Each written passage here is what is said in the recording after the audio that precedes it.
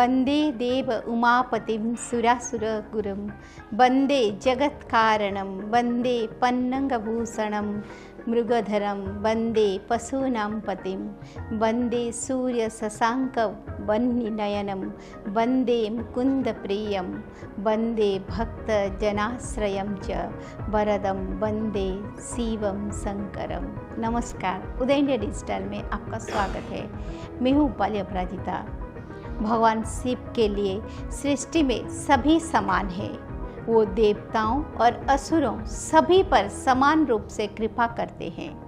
असुरों के गुरु शुक्राचार्य ने भी भगवान शिव से ही ज्ञान प्राप्त किया था, लेकिन एक बार महादेव शुक्राचार्य से इतने नाराज हो गए कि उन्होंने शुक्राचार्य को निगल ही लिया था।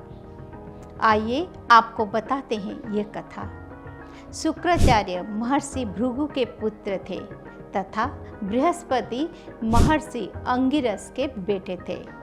जब दोनों युवा हुए तो एक साथ सहपाठी के रूप में बृहस्पति के पिता महर्षि अंगिरस के पास शिक्षा प्राप्त करने लगे।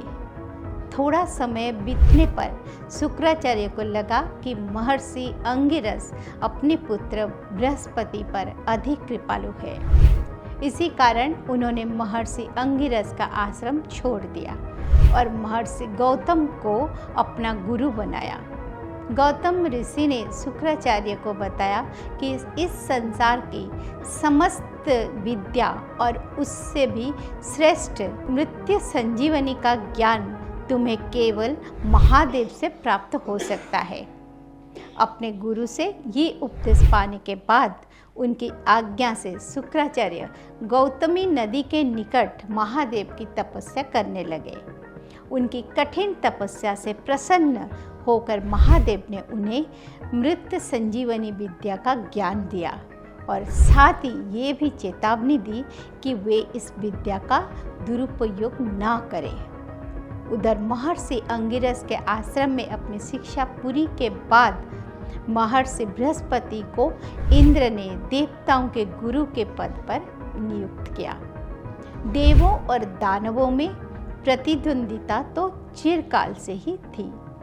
इसी कारण दैत्यों के राजा बलि ने शुक्राचार्य से दैत्यों और दानवों के गुरु पद का भार संभालने की प्रार्थना की, जिससे उन्होंने स्वीकार कर लिया।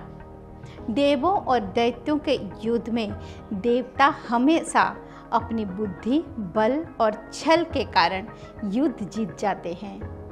उसके अतिरिक्त उन पर भगवान विष्णु की विशेष कृपा थी। लेकिन शुक्राचार्य को गुरु के रूप में पाकर दैत्यों में नए उत्साह का संचार हुआ। शुक्राचार्य अपने मृत्यु संजीवनी विद्या से सारे मरे हुए दैत्यों को जीवित कर देते थे। इस कारण दैत्य अब देवताओं पर भारी पड़ने लगे।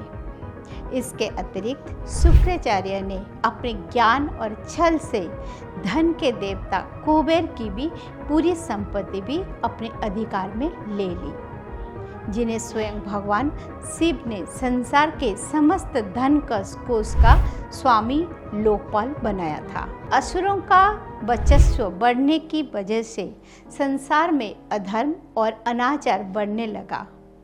देवताओं ने जब इस बात की शिकायत भगवान विष्णु से की तो उन्होंने कहा कि शुक्राचार्य को मृत संजीवनी विद्या का ज्ञान स्वयं महादेव ने ही दिया है, अतः उनसे ही प्रार्थना करें।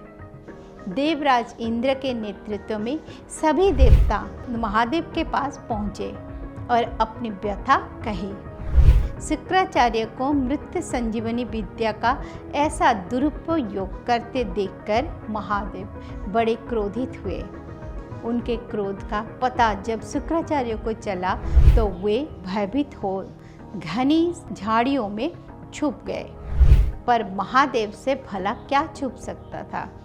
उन्होंने क्रोध में शुक्राचार्य को पकड़कर जीवित ही निगल लिया। शुक्राचार्य बड़ा घबराए और बारंबार महादेव से उन्हें क्षमा करने की प्रार्थना करने लगे, किंतु महादेव का क्रोध शांत ना हुआ। उसके उलट भगवान शिव ने अपने शरीर के सभी छिद्रों को बंद कर लिया ताकि शुक्राचार्य बाहर ना आ सके। शुक्राचार्य उसी प्रकार 100 वर्ष तक भगवान शिव के उदर में छटपटाते रहे। एक दिन शुक्राचार्य मौका देखकर महादेव के लिंग मार्ग से बाहर आ गए। महादेव ने जैसे ही शुक्राचार्य को फिर से अपने सामने देखा, उनका क्रोध फिर भड़क उठा और वे उन्हें मारने दौड़े। शुक्राचार्य ने महादेव के क्रोध से बचने के लिए माता पार्वती के चरण पकड़े और अपने प्राणों की रक्षा करने की प्रार्थना की। देवी पार्वती ने महादेव से प्रार्थना की क्योंकि शुक्राचार्य उनके ही शरीर से पुनः प्रकट हुए हैं, इस कारण वे उनके पुत्र के समान हैं, अतः उन्हें क्षमा कर दिया जाए। देवी पार्वती के इस प्रकार अनुरोध करने पर महादेव ने शुक्राचार्य को क्षमा कर दिया, जिसके बाद शुक्राचार्य वापस लौटे और उन्होंने दैत्यों को धर्म सम्मत राज्य करने की शिक्षा दी, जो बाद में शुक्र नीति के नाम से प्रसिद्ध हुई।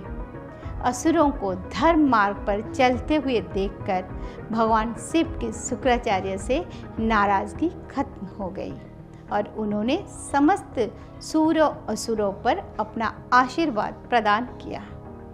ओम नमः शिवाय।